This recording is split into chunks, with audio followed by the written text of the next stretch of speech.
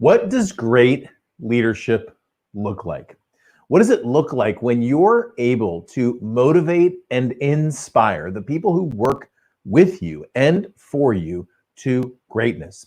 What does it look like when you're able to motivate and inspire the people who you work for to greatness? Today, we're going to talk about what great leadership looks like. And I know the topics on this show usually revolve around something to do with profitability, consulting, writing books, branding, speaking, better communication. But I'll tell you, there is nothing that will boost your profit, your bottom line, and your peace of mind other than great leadership. My guest today is a good friend of mine, longtime friend, but one of the best leaders I know. EdTalks Live is next.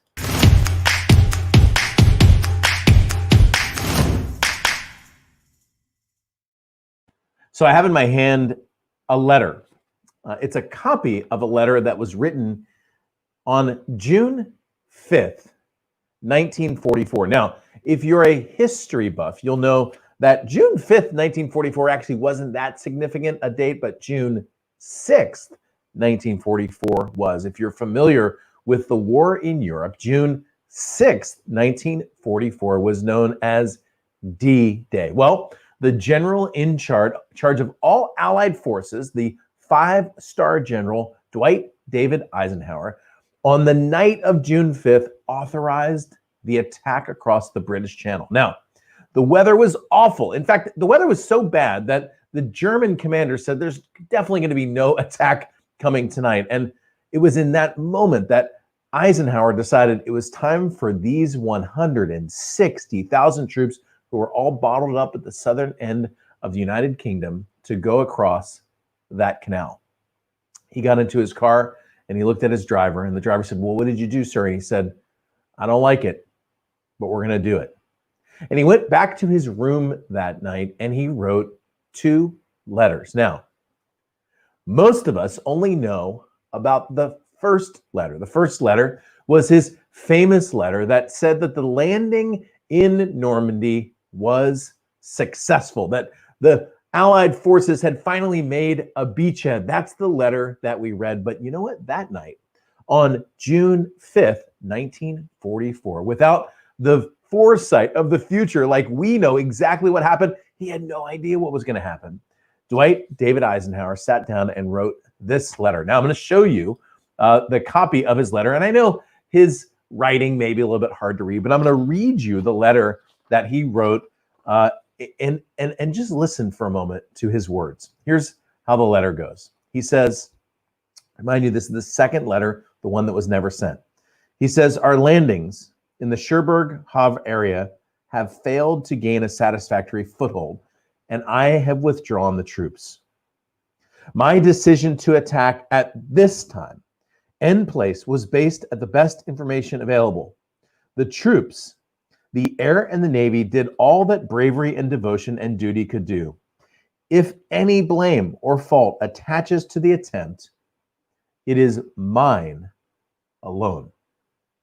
These, my friends, are the words of a great leader. In fact, if you look at the letter that I put up in front of you, if you look closely, you'll see that he crossed out a section right here. This section says that he actually changed this section from the attack to my decision to attack.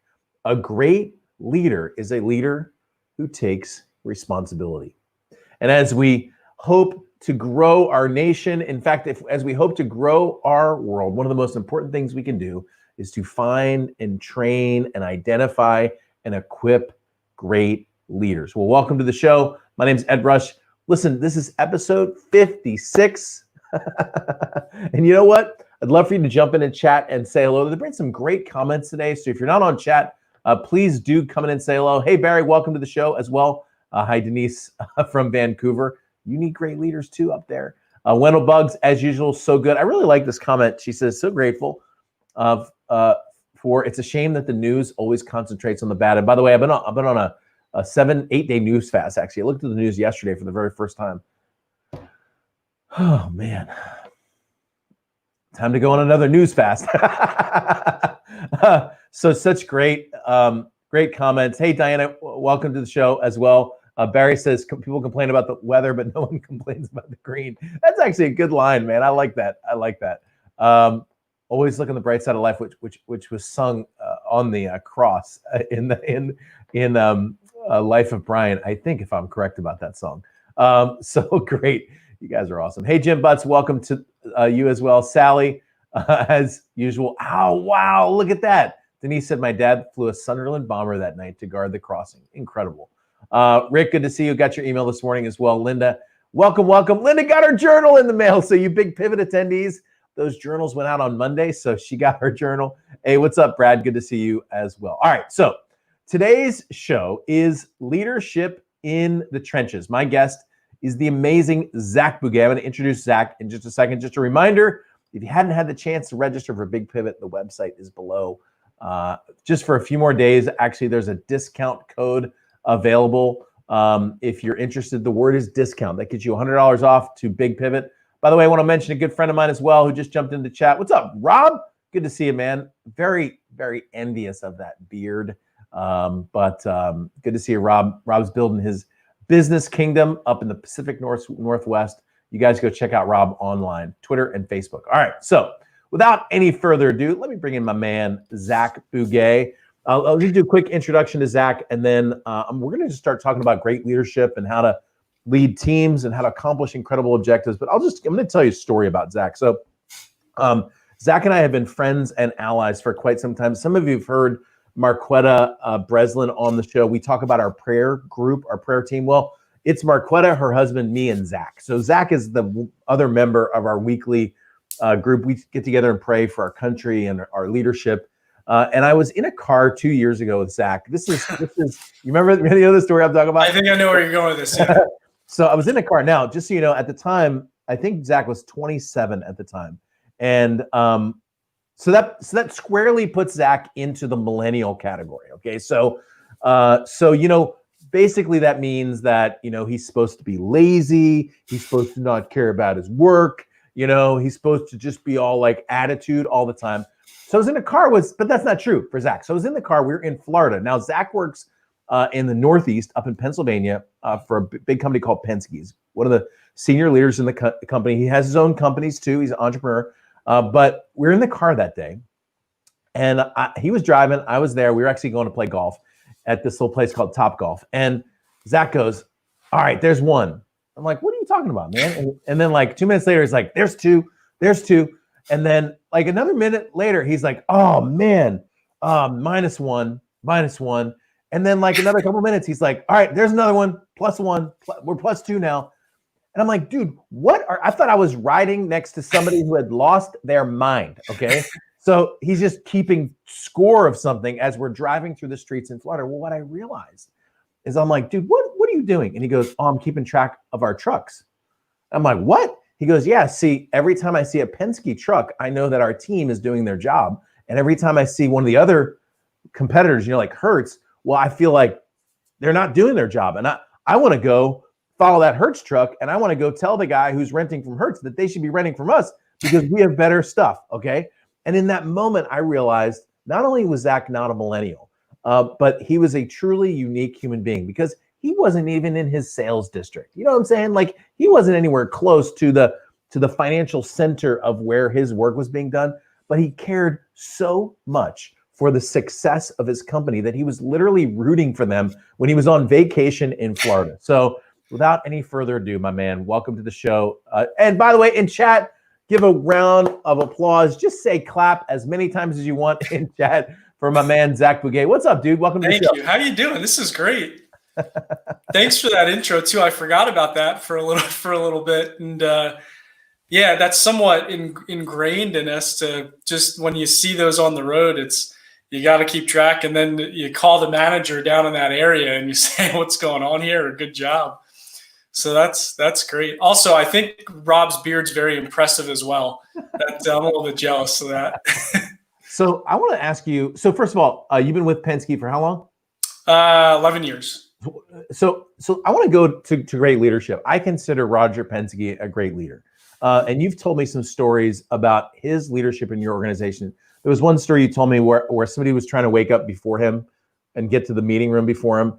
I want you to tell that story, but I want you to start with just an institutional discussion. I mean, you're in a company that doesn't take any crap from anybody. You know what I mean? Like, this is not a soft, fuzzy company. This is a company that gets it done.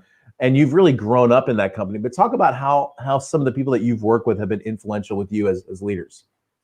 Well, I'll tell you what, I'm learning every day. I mean, I think, maybe today I can just have fun and it'll be a good day. And I not necessarily don't have to be on it, but there's really not a down day, so to speak. I mean, you're on it, and it stems, you said it stems from the leadership at the organization, and definitely Roger Penske is one of them. And the stories I've heard about him, there's so many.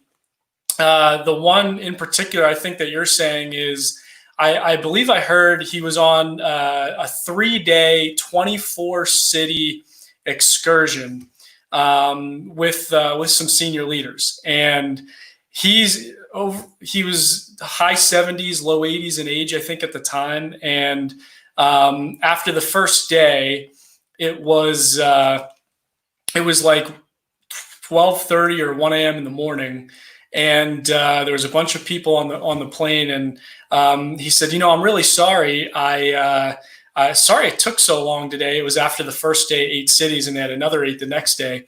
He said, so I'm sorry we took so long today. So tomorrow, what we're going to do as far as our start time, and you started to see the relief on the people, he was going to say, instead of 6 a.m., we're going to start at 8 or 7. He said, so tomorrow morning, instead of 6, we're going to go at 5 a.m. so we can make sure that we get it all in. And then he was up at like 4 a.m. in the morning reading the paper the next day. So it's you can tell the mentality. And I'll tell you what, that does stream through the organization. I mean, when you walk through our corporate office, and our desks are clean and pristine, but the mentality that I've learned and been able to pick up and continue to, even in recent times that's going on, ensuring that we're in the positions that we're in to be successful. And it all goes back to the human capital piece. Yeah. And that was ingrained into me early on and really helped me develop in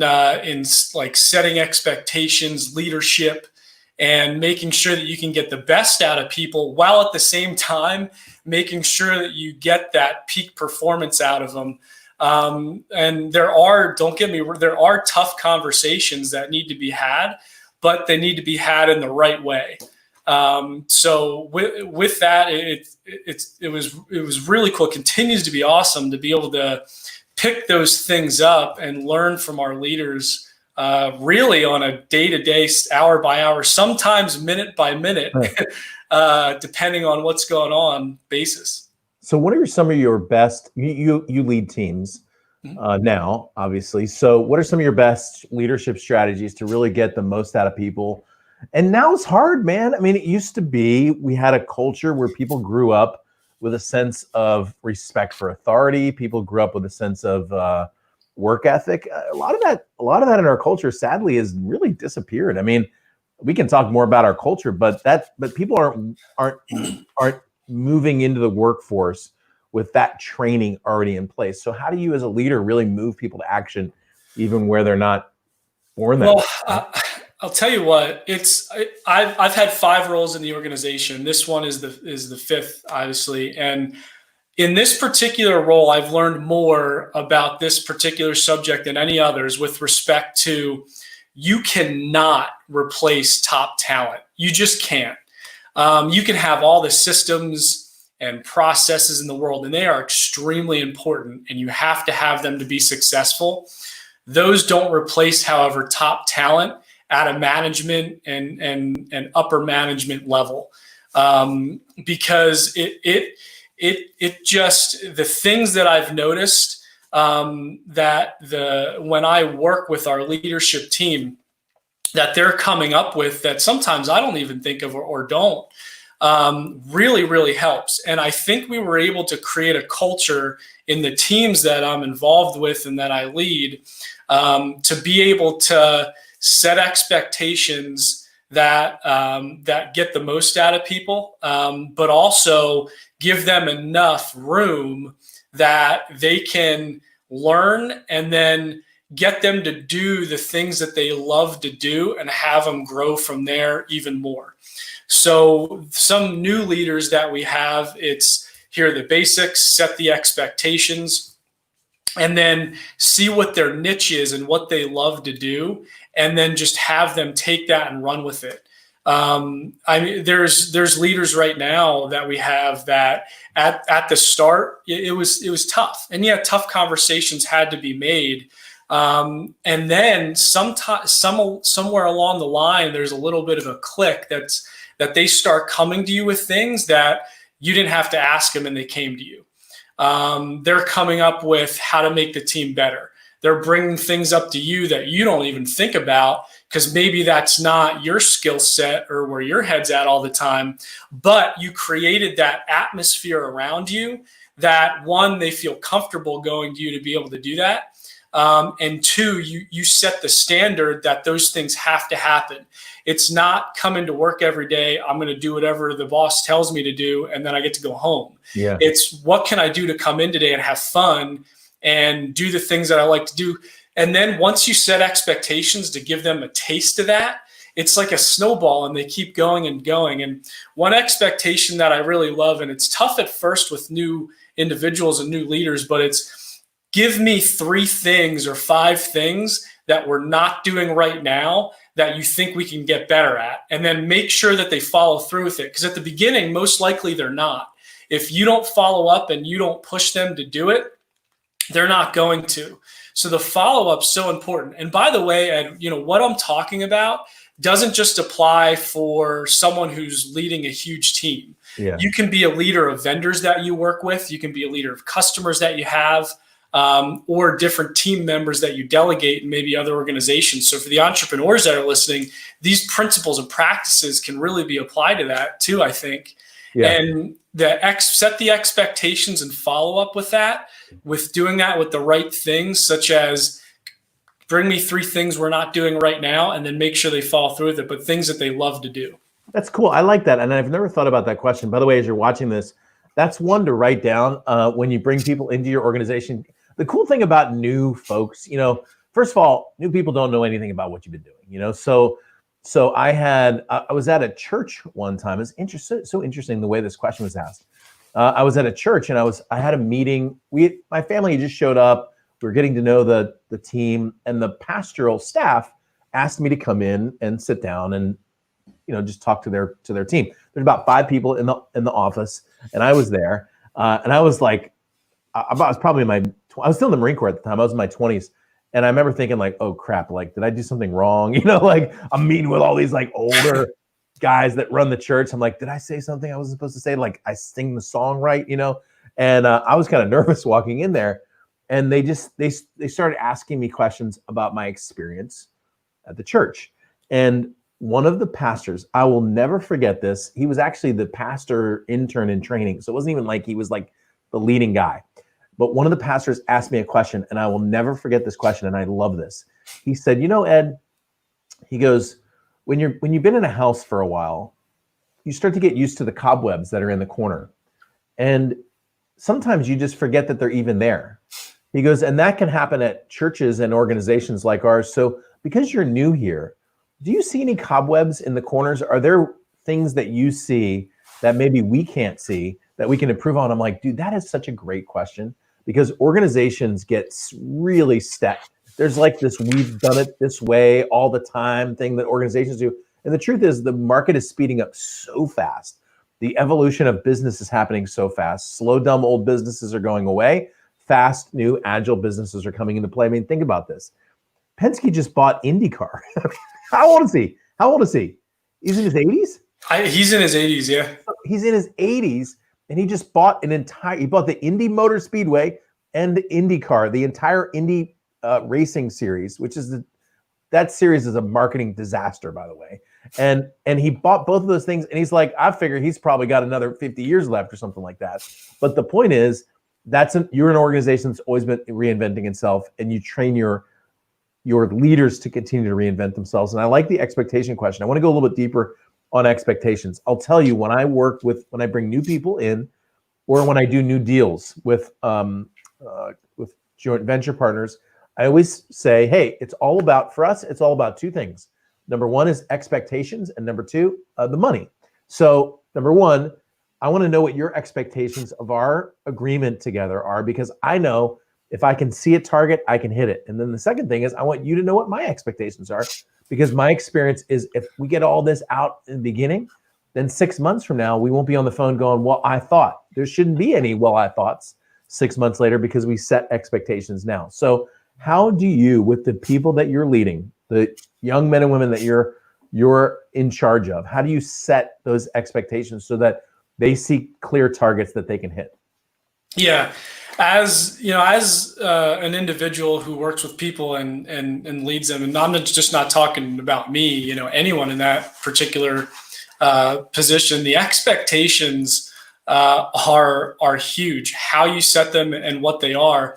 And what's worked for me is, in the beginning, when you do set those expectations, they're agreed upon by both individuals or parties, or what that is, and they're clearly out, they're clearly defined. I often use, when God had the 10 Commandments put together, he didn't take that lightly, and he didn't, say, well, we can use this word or that word. It doesn't really matter. They were clear. They were drawn out expectations. So that's what has worked for me. And then getting both parties to agree on those expectations, and then a designated time. Normally what I do, what's really worked, is just weekly check-ins. I mean, there's individuals that, I say, here are the expectations. I don't care how you get there. I just have to make sure that you get there. You can get from point A to point B, and I could talk to you once that entire week, or you can get from point A to point B and you call me every hour for help. It doesn't really matter. I just need to know that you're going to get there. And if you're not going to get there and those expectations are not going to be met, then you need to tell me prior to our next check-in. And again, that's huge too for entrepreneurs, I think, that work with vendors, other organizations, or anything like that, because when that expectation's set, if it's not done, it alleviates, one, a lot of frustration on that next check-in, or anything that may be in the wind or not solidified, and this is when it's supposed to be done. Plus, people like to have expectations too, and it helps so much with development, because you understand and learn where they need developed at. And then when you have those check-ins, it's really good conversation around how'd you get there, what'd you do, and then you can figure out different ways that can help. And it's interesting too, because when you start to work with individuals who maybe aren't performing and they don't do those expectations, it's so hard for them to say it wasn't me, or use excuses. And granted, excuses will come, then you just take away the excuse. So if for whatever reason they don't make it and they say, oh, well, it's because I had to do something that doesn't, involve my job X, you say, okay, no problem. I'm going to take that task away from you, and then now do it next week. And yeah, it's a process, but after a couple weeks, they learn, one, you're going to follow up, two, you're going to do the expectations, and that the chance of them doing that drastically decreases. And I can tell you, by doing it this way, when I've either worked with vendors or associates, and even if we get to the point of maybe termination or corrective counseling or something like that, and you could do that with a vendor too. It's never a surprise. They always know what they're walking into. And, I've had, it's normally them telling me that, yeah, I'm not doing what I'm supposed to be doing. One, because of the way you ask the questions too. Yep. Well, and the way that you follow up too, and that's really important, those check-ins along the way, because I'll give me an example. There was one of my clients, he used to work a lot in his company, who, by his own admission, was not the best communicator when it came to team members, And he would always say, I told those idiots 1,000 times. And I would always say, you didn't even tell them once. You didn't say one time, but sometimes as leaders, we're like, remember the old story about David? And David's like, man, I would love some water from Bethlehem right now. And 3 of his troops literally go through enemy lines to this little town of Bethlehem, get some water and bring it back. And David's like, that's not what I meant. like when I said that, that's not what I meant. Well, you know what? Sometimes people aren't listening necessarily to what you're saying. They're listening to what they're hearing, and communication is so interesting like that. So yes, setting expectations, but following up. And I'll tell you, full disclosure, the expectation part, I'm fine at. The follow-up part, that check-in, not my strong suit. But I will say this, Zac, every single person, vendor, team member, employee, every single person that ended up leaving my organization, in other words, the ones that got let go, they all knew it. I'm telling you, there was only one person out of literally probably 100 over the last 15 years, one person who was surprised. And the reason she was surprised was part of the problem. You know what I mean? Like that was just, but everyone else, they knew because when you know the expectations that are set for you, if you're not meeting or exceeding those, and I have people just say, look, sometimes it's the best thing for me and it's the best thing for them. By the way, I want to jump in and say hello and chat real quick. And then Zac, I'm going to come back and talk to you about a concept I call training up. This is actually how to train the people who are above you. I'm going to ask your thoughts on this in a second. And then we're going to get into some entrepreneur stuff because Zac's an entrepreneur. And by the way, we're going to take your questions. So if you have any questions for Zac, leadership stuff, entrepreneurship stuff, how to be a millennial and actually get work done, you go from there. All right. So a couple comments, just a whole bunch of people saying congratulations and welcome. I love it. It's great. What's up, Rob Jones? Rob says, yep, parents aren't training their kids right. Parents are busy and lazy. And then I like what he said. He said there's ownership. It's really good. Linda said something I really liked. She said these principles work with people we coach, especially teams we work with. And I will tell you, one of the most powerful things you can do as a coach, consultant, or advisor is to set expectations for the people that you're working with. My coaching students, Linda's one of them, by the way. My coaching students have incredible success. Part of that success is because they're incredible people. Part of that success, full disclosure, is because they don't want to let me down. And that's a good thing. That's a driver and a motivator, and I really like that. Roger Penske is 83. I knew it was and he just bought IndyCar. I told Zac, I'm like, dude, you need to get us some Indy 500 tickets. All right. So if you just joined us, by the way, a whole bunch of you just did too.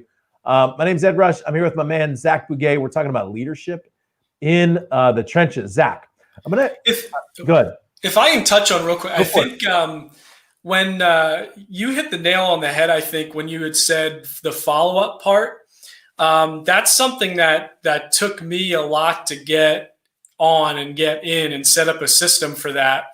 Because it eventually got to the point where the follow-up literally is 15-minute check-ins, maybe sometimes longer if we get into conversation, but like those weekly check-ins, 15 minutes, because you have your meeting, the 15 minutes, okay, here's what we talked about, write it down in a folder, and those are your notes for the next week. There's really no follow-up other than that.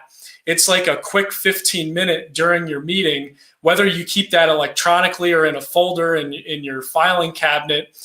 I have these hanging folders that I keep in a file cabinet and I write just because I like that a little bit better. But you can really create a good system that the follow-up doesn't take a lot of work or effort. It's just like really quick, and then it sets you up for the next time. Yeah. And I'll say some of the best ideas that we've been implementing in my business haven't come from me. They've come from team members. I'll give you an example. She's watching right now. Last January, we did a little training in San Diego called Business Accelerator Mastermind back in January. And Delisa, who's my lead team member, came in and I just said, hey, let's grab dinner the night before. And I told her ahead of time, I said, let's get dinner. I want you to tell me all of the ideas that you have about things we can do better. And it wasn't for me to sit there and pontificate like I like to do. It was for her. And I will tell you, the first thing she did, she pulled out a stack of papers and she goes, these are the people who I read their emails all the time. And there's this one guy, he sends this email out every week. And there's this guy, and she started going through people. And I said to her, I said, great. I said, we're going to start sending out a weekly email. And we're going to do it every week. And we're going to do it for a year, every week for a year. And that turned into, by the way, our weekly flight brief email, which we are on the 9th straight week of. Our mission is to do it for a full year. We've gotten great feedback from it. It's a great daily dose of weekly content. By the way, if you're not getting it, the website is right here, edrush.com. You can get that thing. But my point is, I kind of knew, Zach, I needed to do a weekly email, but I never did a weekly email. But when Delisa sat down and was like, you know what, here's a couple examples of some people, and she was showing me how some people had really built their list really big through doing that. I'm like, you know what? Now's the time to do it. So that kind of feedback, not only is it good for the people that are working for you, for them to be able to accomplish the objectives that you have for them, but it's good for you too. And the truth is, sometimes you need to hear that stuff. And so let's go the other direction. One of the things that I learned in the Marine Corps, because like in the Marine Corps, you're never not without a boss. I mean, even if you're the commandant of the Marine Corps, the Secretary of Defense is above you, and then the president. You know what I mean? Yeah. So like everybody's got a boss. And even if you're the president, you are the boss. The American people are your boss. You know what I mean? That's the way our system is built up. Everybody's got a boss. And I know our culture has an issue with that right now. And Rob hit the nail on the head when he was like, you know, parents and the school system. I mean, we just haven't trained our kids. I train my kids, but like we haven't really trained our kids. I know you're training your kid to go, hey, you know what? That's the boss right there. That's an important person in my life. And authority is actually important. That said, there actually is a way. So we talk a lot about training down. We talk a lot about training the people that work with us and for us, but we don't talk much about training the people we work for. And when I was in the Marines, I learned how to effectively teach the people who were my bosses to lead me well. And I know, Zach, you've got some thoughts on that, but how do you train the people who are in leadership over you, how to lead you well and how to guide you well? What are your thoughts on that?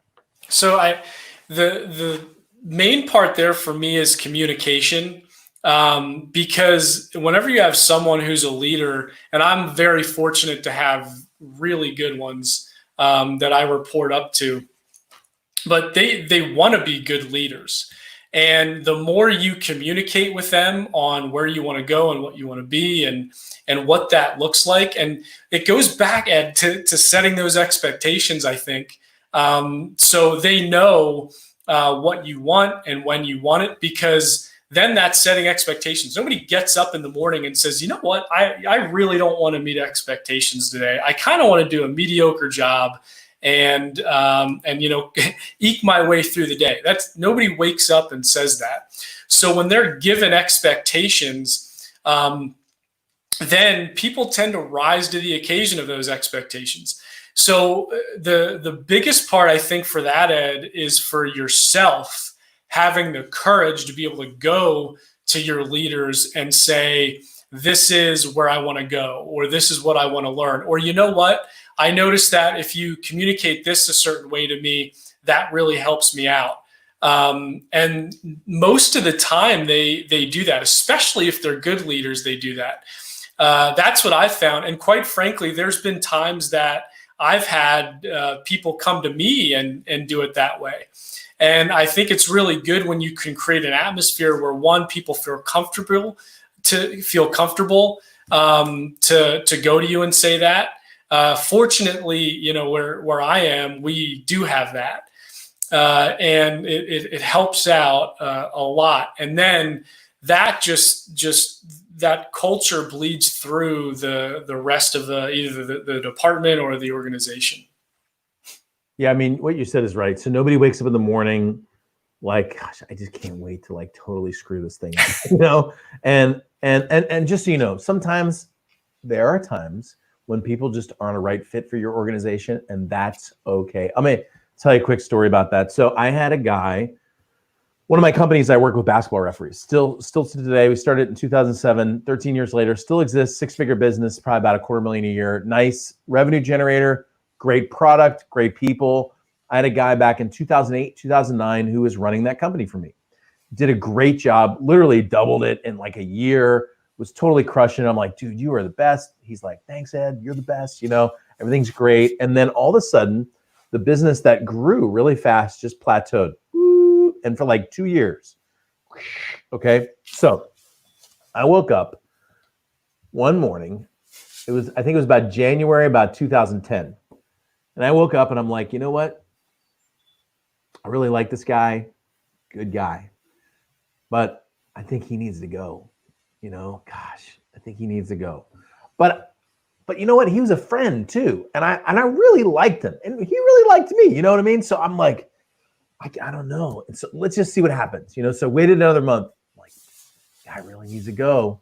Gosh, he's just not working out. And I'm like, we'll see what happens. Zach, I waited until November. Okay. Wow. November. Now, I don't know, as you're watching this show, if you're like me and you stink at math or you're really good at math, but that's 10 months.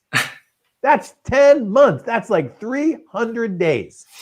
In November, finally, I'm like, I can't take it anymore. So I picked up the phone. I'm saying, hey, man, listen, it's not you, it's me. Love that line, by the way. The weakest. I'm like, sorry, man. And I got done with my little speech about how I think it's time for us to go our own separate ways. When I got done with that speech, Zach, he goes like this.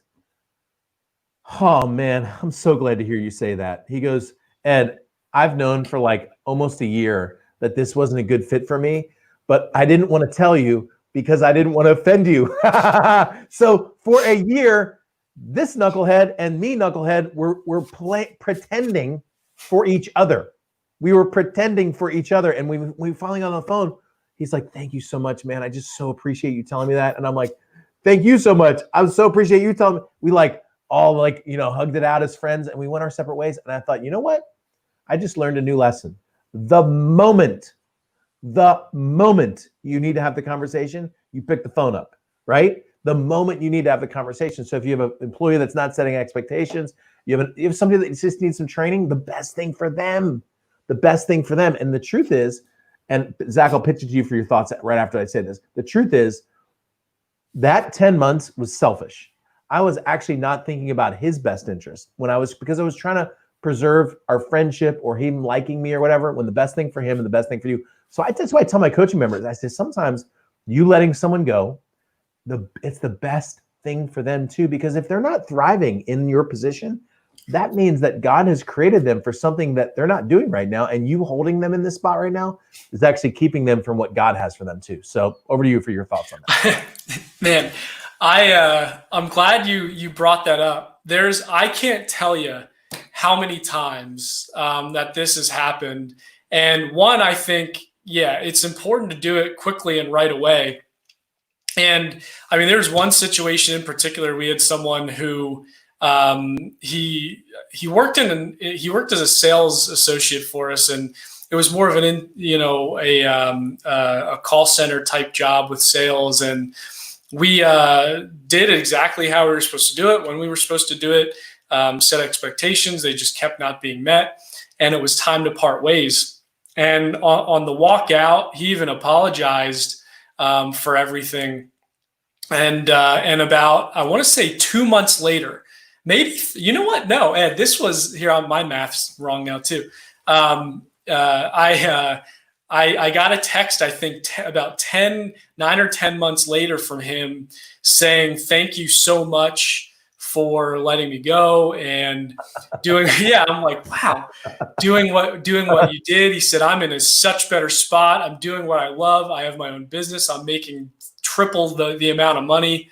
It wasn't for me. And like you said, God created us all for certain things, and that was not what he was good at or doing. And he's healthier now. He's eating better. And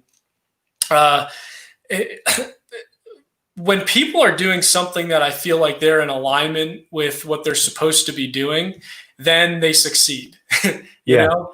Yeah. And if you can just be someone who helps them do that, you're successful. And whether, again, you own your own business and you have a team of people, And man, I'll tell you what, it all goes back to just having that courage, I think, up front, that is tough. But I will say this, the more you have those conversations, the easier it gets.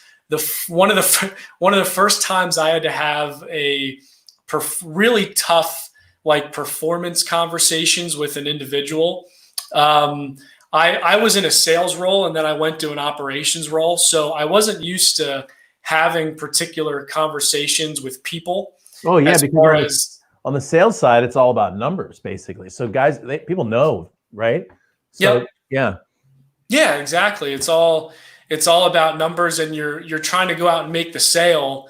There's not too many tough conversations because normally they're telling you the stuff that went wrong and you got to apologize and fix it. But in this particular, in leadership roles, it's somewhat the opposite sometimes. I was like nervous. I was sweating. I stumbled over my words. It was bad, but after you do it over and over again, you get used to it and you get confident in it. So if you're having trouble having those conversations right now and they're not good or they're going bad, that's okay, because you got to go through some bad ones to feel comfortable with it and get your craft down. Yeah, I mean, it's just training for you too. By the way, some great comments. Rob Jones, thank you for what you wrote. He said, I feel like follow-up's the key to many folks' failures. It's a huge component. It's almost always considered pushy. How do you time your follow-up, meaning text, phone, email? I want to ask you this question, Zach. Yeah. What your follow-up process is. And then a couple of other comments he put in here. Setting expectations is how I operate, yet almost all people for real fail to do their part in the expectation. It blows my mind. How do you overcome your own frustration when people do not do as they say they would? And then he says, this is my biggest problem. The never-ending frustration of people failing to communicate issues, their own fears, or their laziness. And he's like, clearly I'm annoying and eccentric. Maybe not. Maybe you're the right one. I don't know. So what do you think, Zach? There are a couple questions. First, how do you follow up?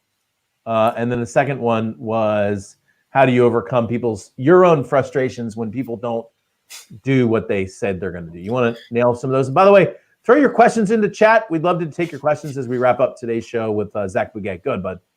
So first of all, you're not annoying. I absolutely love the question and questions. So my follow-up, and I don't want to get maybe too technical here, Ed, because I know everyone has their own particular follow-up systems or processes, but I personally use Outlook. I have tasks that I make sure 100% I follow up. Like if I email someone, please do this by this day, or I ask someone an email, I put it in a task and I have it 2 or 3 days out, and I always look at that. And if they don't respond, if they report up to me, they know they're going to get a response. So 9 times out of 10, I get it back because that expectation has been set. 2, if they don't report up to me, I email back and copy their manager on it.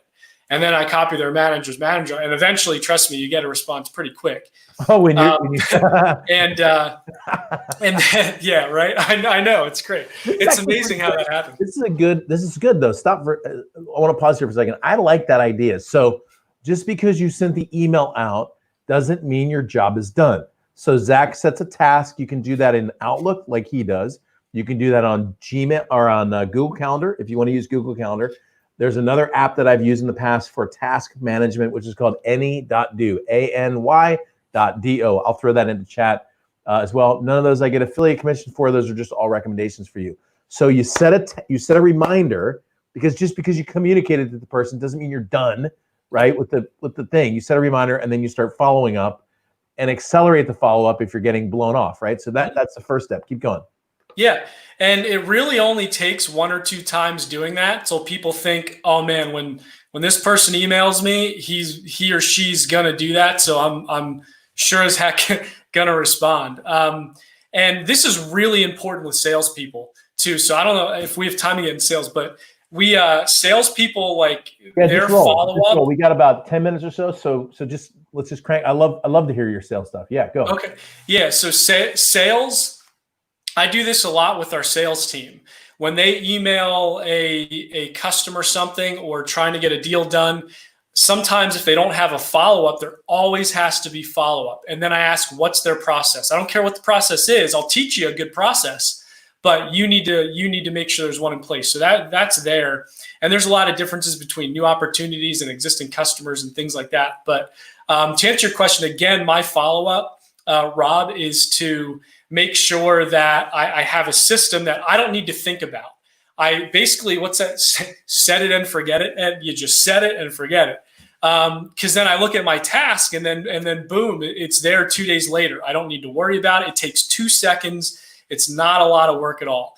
And then I have, like, when I left the office this morning to come do this, guess how many emails I had in my inbox? 0. Yeah, it was close. It was 3. And there was follow-ups for each one of them. So there's that. And then my taskbar. And I also have these like 3-ring binding hanger folders that I keep in a cabinet. And I bring them out when we have a leadership team meeting. They all bring the stuff that they bring. I put it in the folder. If there's a follow-up, I write it down. So then the next meeting, I don't need to remember. I just look at it and I'm like, oh, did you do this? And it's either yes or no. And if it's yes, great. If it's no, then that's a different conversation. And it's not even that hard. Yeah. Here's the thing. Keeping track of that stuff, it's not even that hard. And when you don't, like what Zac has is a robust system. Like, for example, on my desk, I have a series of file folders that represent the one-on-one clients that I'm working with. That way, I don't have to remember it all. You know what I mean? Like if we talked a month ago and I want to get on the phone and be like, last month we talked about this, how did it go? Well, if I don't put it down into a system, then I have to remember for a month. And now my subconscious is like juggling all these tasks. Put it down into the folder, pull it back out, and you're ready to rock and roll. By the way, Rob said, to quote Zoolander, this is the first time on EdTalks Live we've quoted Zoolander, which I think is awesome and amazing. I feel like I'm taking crazy pills. Like I'm the only one who cares. Maybe it's both. I feel like I need to just hang out with you guys and walk. It's great. So I like that. And by the way, I do have another question for you, but I kind of interrupt you. Go ahead. You talk about what you're talking about. Oh no, go ahead. I'm all right. good. So I'm going to go to another question. By the way, we got just a few minutes left in the show. So jump in and ask your questions. Anything on leadership, sales. We didn't even get into the sales topic, by the way. So let me do this before we get to Wendell's question. Well, let me do Wendell's question. Then I'm going to ask you a sales question. So his question, because this is a leadership question. He says, can you address empowering those under you and the results? So, so there is a concept called responsibility. There's a concept called authority, right? And those are two different things. So responsibility, like for example, Zac's responsible as a leader for everything that happens in his organization, whether he does it or not. But at the same time, he has the ability to delegate authority, not responsibility, to delegate authority to the people who work for him. So Zac, maybe talk a little bit about how you empower the people who work with you for you to achieve great results. What are your thoughts? In transparency, this is one of my favorite things to do. One, because people want that. In my experience, people thrive when you empower them with something. So one, you need to make sure they know how to do it. I think it's just starting with something, right? Think about if you're in a position and you're the individual who you report to or who has authority over something comes to you and says, look, I really trust you. I really like what you're doing. And I think that I want you to go do this and run. So that is something that when people have that, endorphins get released in their body and they're just excited to do it. When they tend to then be more open to meeting those expectations that you set, but at the same time rise to the occasion. And you have to let them know that you trust them, and you also have to be okay. And this is huge, and this is big with a lot of entrepreneurs, I think, and individuals that have a tight stranglehold on a department or something. You need to be okay if they're not going to do it the way you're going to do it. You need to be okay with that. And you also have to be, and you also have to be okay. You also have to be okay with it, with them just getting from point A to point B. And then coaching, oh yeah, you have to be okay if it's not going to get done either. Like you have to say, okay, I'm expecting something to be messed up. Yeah. There was a study done, I believe it was by Harvard, that with business decisions, about 64% of all business decisions are correct. About 34 are not correct that you can then make right, and 2% are not correct that you can't fix. And I think my math's right there. I'll take a 98%. And 80% of statistics are just made up. Yeah. So. Yep. Right. Yeah. So, so also, there you go.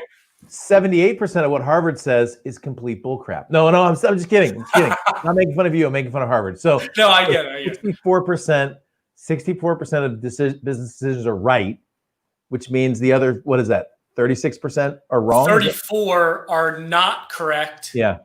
But you can fix them. And 2% are not correct. You can't fix. So I'm like, so the idea is you can always go back and fix your problem. Yep. So if you empower someone to do something and anticipate, look, I understand that it might not get done right, but it can be fixed, and they get empowered. And what that creates, they eventually get it and do a really good job, and then you delegate that part. All right, cool. Got a question coming in. It hasn't showed up in my console yet. There it is. Boom. It just my console shows. I can see what's happened on Facebook, on YouTube. Denise, this is a really good question. I like this a lot. She says, "Hey Zach," she's asking you because I don't know how to answer this. She says, "What do you do when your boss doesn't respond to an email? How do you handle that?" So where do you go there? And by the way, this could work for a prospect. This could work for your kid in college. So what? Well, I don't know if my boss is ever going to watch this, so I'll be careful. But, no, I fortunately have a good relationship. From Hertz Rental Car. Good. Yeah. Hertz Truck Rental. Fortunately, I have a really good relationship with the leaders that I report up to. If that happens, I walk down to his office and just talk to him. Yeah. But a lot of times you might not be in that particular situation, depending on where you're at. Maybe you're I don't know, maybe you're remote or you don't have that type of relationship. In that particular circumstance, there's some discernment, I think, that goes into that with how and when to bring it up. But if it's an email and they don't respond, I would say forward it with the other one copied, and say something along the lines of, can you please review the below and let me know? But also I would recommend calling your boss, and I'm sure you talk to them once a week. Just ask them that. This is a really good question because I think people struggle with this. I would say if it doesn't work in an email, do ask it in the next conversation that you have. And if it's urgent and you need a response, send, if I don't hear back from you by 3 p.m. today, I'm making this decision. Now, you may not want to be that direct, but I've done that. That's good. Because then it's not. That's good. That's good. Yeah, and that way the whole thing doesn't go. I'll tell you, it's interesting about unanswered emails. I'll just tell you, so I, for the most part, I try to answer in my company every email that's directed to me. Most aren't, but I get quite a few emails that are sent to me or that are sent into our customer support that are sent to me. And I'm talking about even the emails that are like, hey, it was a great show today. Thanks for doing it. Stuff like that. Same with social media posts. I try to at least respond to most, not all, but I try to respond to most of those. But I don't get to everything. And the truth is, life is busy sometimes. Things move fast. Like right now, if you're trying to email me, I got an everyday show. I got 2 clients in town this week. I got an event next week in Dallas. Things are like a little tight, right? So what ends up happening is every once in a while, I'll get somebody who will email me, and for some reason, it'll slip through the cracks. No intention of missing out on anything, just life happens. And then like literally, Zach, like a month later, I'll get this like passionate email from this person who's like, I don't know how I offended you. What did I do wrong? And I'm like, what? And so Yeah. I just want to let you know, and by the way, this week I sent 2 emails out to people who are very influential people, some of the biggest leaders in the world. One has got one of the biggest podcasts. Another one is one of the biggest authors. I sent those 2 emails knowing I might not get a response back. Okay. So here's the thing. What happens is, this is like a mental game sometimes. What happens is sometimes you send that email to the person who's influential for you, and you're like, why didn't they respond? Maybe they don't. Denise, I'm not saying that you're thinking this. I'm saying that I think this. You're like, what, they don't like me? What did I say something that and you create this whole thing, and then you realize they weren't even there. They were at a funeral in DC. You know what I mean? So just know, first of all, persistence pays off. I mean, I've had people email me 5 or 6 times the same idea. And finally, I'm like, dude, thank you for your persistence. Like, sometimes persistence pays off. The second thing is, sometimes coming in the back door or the side door actually works. Okay, so let me give you an example. The person I mentioned who's got the podcast, there was another time that I was trying to reach out to connect with this particular person, and it didn't happen. Well, that doesn't mean that he's a jerk.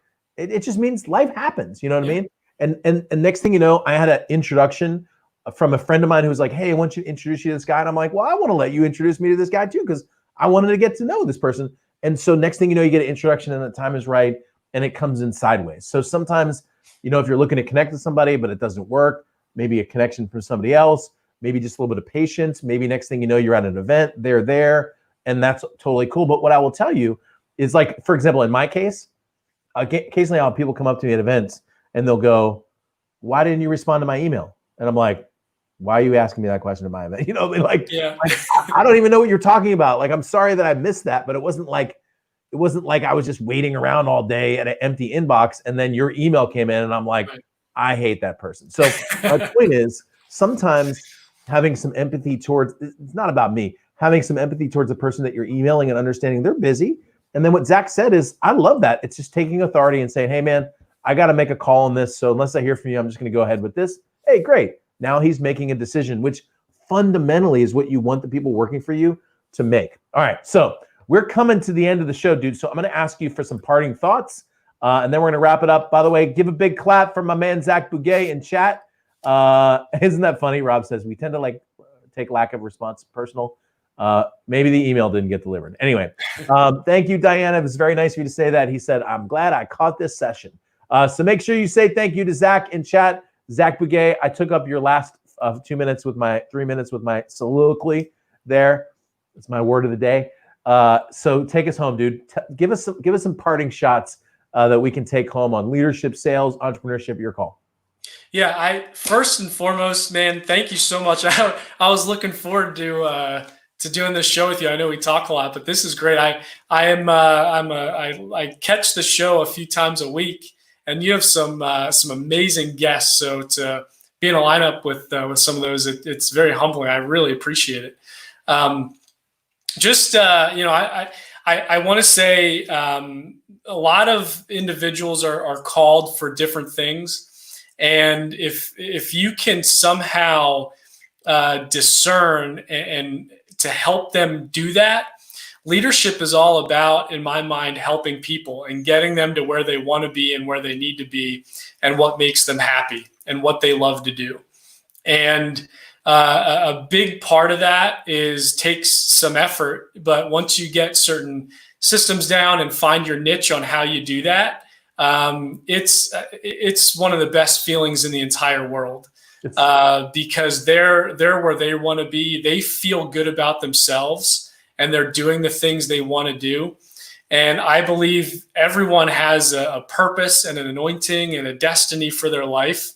And, maybe their final destination or what they're doing maybe isn't the position they're working with you with, but you can help them develop in their skills and what they do to get there. So as long as you can do that, we talked about a lot of stuff today.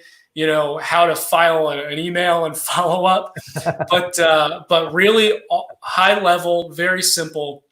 All it comes down to is helping people get to what they're really good at doing and what they love to do. If you remember anything from today, just remember that. That's a really good wrap. I will tell you, I always tell people, my goal is to help you accomplish your mission, because when you accomplish your mission, it makes it easier for me to accomplish my mission. And I think that's a really great way to wrap it up. Some amazing comments, by the way, in chat. Thank you, Rick. Thank you, Barry, Wendell as well, Dennis, Robert, the amazing EdTalks Live family. Thank you. I love you guys. It's really, really nice. Zach, you're such a great guy. Thanks. I'm going to do something at the end of today's show that we don't normally do, but I'm going to actually pray for you. And we pray together a lot, but I'm going to do it live here on the show. Maybe next time, Zach, when we do our hearing with God, we haven't done one of those for a little while. I'm going to do one, by the way, at at Big Pivot Day 3. Maybe we'll do another one live. But let me just pray for you. Thank you, Father, for Zach, my man. We pray your blessing on him, Lord, that you'd lift your countenance upon him and give him every success that you want in his life. In your name we pray. Amen. All right, EdTalks Live team, we're out. By the way, tomorrow, open Q&A with me. So I know it's normally on Friday, but on Friday, Marquetta Breslin's coming in the house. All right, so I gotta make that. That's gonna be, that's gonna be a good one. It's always good with her. So she's the best, man. I'm telling you. And hey, I said, hey, I want to have you back. She said, how about Friday? I said, you name the day, because my show is your show. So Marquetta's coming back on Friday. So tomorrow's open Q&A. So make sure you join the show. And Zac Bugay, thanks, dude. I appreciate you, man. I love you and I like you. You're an awesome guy. You too. All right. EdTalks Live is out.